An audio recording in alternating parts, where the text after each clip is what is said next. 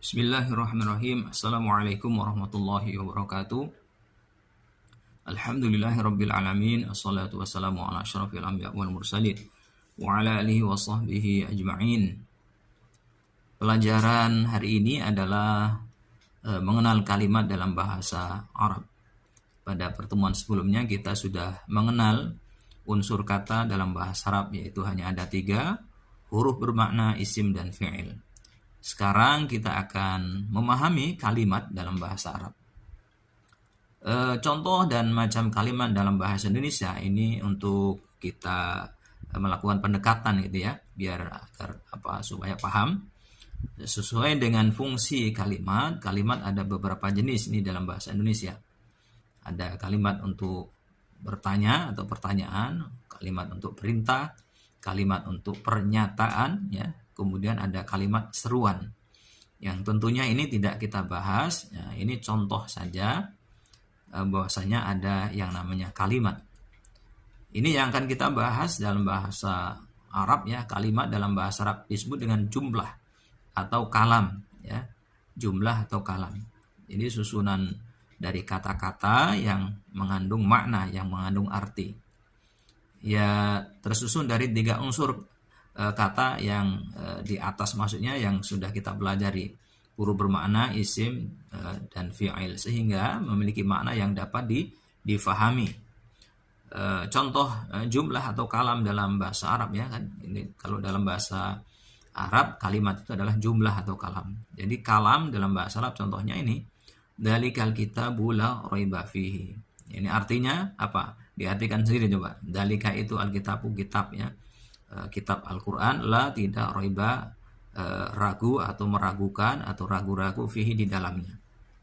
Ini dalika ini adalah ya, isim, kemudian al-kitabu isim, la ini huruf ya, raiba ini isim, fihi ini ada huruf fi dan hi isim ya. Ini tersusun dari 3 unsur kata, atau bahkan di sini tidak ada fiilnya ya, tapi sudah mengandung makna yang bisa difahami. Maka supaya terbiasa kita pakai jumlah ya untuk kalimat dalam bahasa Arab. Jumlah itu ada 3 dalam bahasa Arab. Pertama adalah jumlah ismiyah. Jumlah apa? Ismiyah. Ya, apabila suatu kalimat jumlah atau kalam ya diawali dengan isim, maka disebut dengan jumlah ismiyah. Sebagaimana kita pelajari ya kemarin, isim ada isim, maka yang diawali dengan isim disebut dengan jumlah ismiyah atau kalam ismiyah begitu ya. Contoh dalam bahasa Arabnya alhamdulillahirabbil alamin. Artinya, artikan sendiri, ini sudah tahu semuanya, insyaallah sudah sangat mafhum ya. Alhamdulillah ini adalah isim ya. Lillah ini ada 2 kata, li dan Allah. Ini huruf, kemudian Allahnya lafzul jalalah ini adalah isim. Rabbi isim, al-alamin isim. Jadi di sini ada 2 ada isimnya, maka setiap kalimat atau setiap kalam atau jumlah diawali dengan isim maka disebut dengan jumlah ismiyah. Nah, nanti ketika membaca Al-Quran ini ketemu isim, beri jumlah al-ismiyah. Yang kedua adalah jumlah fi'liyah. Nah, apabila kalimat atau jumlah atau kalam diawali dengan fi'il atau kata kerja, maka disebut dengan jumlah apa? Fi'liyah. Ya, jumlah fi'liyah. Contoh jumlah fi'liyah ini, a'udzu billahi minasyaitonir rajim. A'udzu ini fi'il, aku memohon ya, memohon dengan Allah, kepada Allah ya, memohon perlindungan kepada Allah Subhanahu wa taala, minasyaiton dari syaiton, ar-rajim yang durhaka, yang dirajam. Nah, itu artinya diawali dengan a'udzu dengan fi'il, maka disebut dengan ini jumlah fi'liyah ya, jumlah fi'liyah ya. Kemudian yang ketiga ini syibhu jumlah namanya. Apabila suatu kalimat, kalam atau jumlah diawali dengan salah satu huruf jar. Nanti kita pelajari ya huruf jar. Atau diawali oleh kata yang menunjukkan tempat. Nah, isim makan atau waktu, isim zaman, atau dzaraf makan atau dzaraf zaman.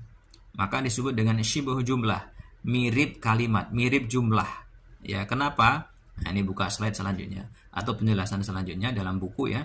Disebut dengan syibu jumlah, ini mirip kalimat, mirip jumlah. Kenapa? Ya, ini sebabnya. pada dasarnya orang Arab tidak memulai perkataan dengan huruf. Tidak mungkin ya ujuk-ujuk bicara pakai huruf. Misalnya fil masjid, ya kan, fidurji, ilasuk, itu pasti tidak mungkin diawali dengan huruf ya, dengan huruf. Itu yang pertama. Yang kedua, tidak terpenuhinya unsur-unsur yang harus ada dalam sebuah kalimat ya. Ada sesuatu yang tidak disebutkan atau disembunyikan ya. Contoh syibuh jumlah ini ya, berikutnya contohnya. Nah, ini ya contohnya surat Al-Fatihah ayat 1 ini, Bismillahirrahmanirrahim. Ulama menjelaskan bahwa kata yang ada yang dihilangkan atau tidak disebutkan. Tidak mungkin ya langsung begitu, langsung bismillah begitu ya. Pasti ada kata yang tidak disebutkan atau yang disembunyikan. Dan di dalam tafsir nanti para ulama itu menyebutkan ada kata abtadi'u ya, sebelum bismillah ini ada abtadi'u yang artinya adalah aku memulai.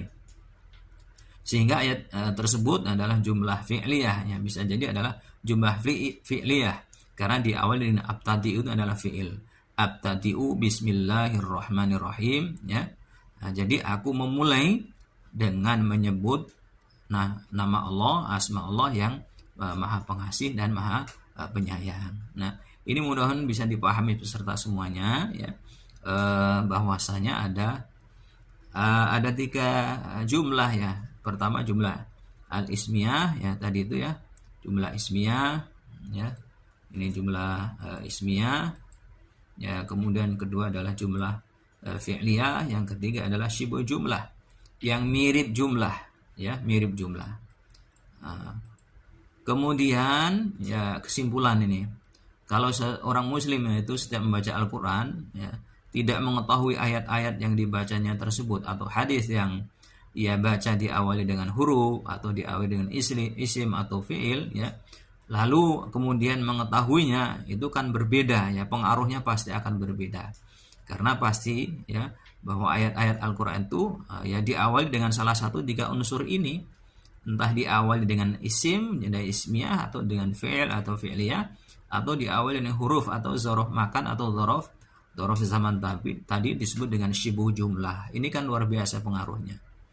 Nah, terkait dengan muhadatsah ya, percakapan, obrolan dengan bahasa Arab itu juga sangat mudah sekali, karena tinggal bicara saja, tinggal castis itu saja, mau mulai pakai huruf atau pakai isim dulu atau pakai fi'il ya, untuk mengawali obrolan itu menggunakan salah satu dari 3 unsur itu, tidak perlu repot-repot ya. Jadi sangat mungkin sekali kita dalam belajar Bimbara ini kemudian kita bisa berkomunikasi bahasa Arab, karena otomatis kita tahu ini jumlah ini, kalimat ini diawali dengan huruf atau diawali dengan isim atau dengan fi'il. Nah, ini nggak percaya nih, kita buktikan. Nah ini ya.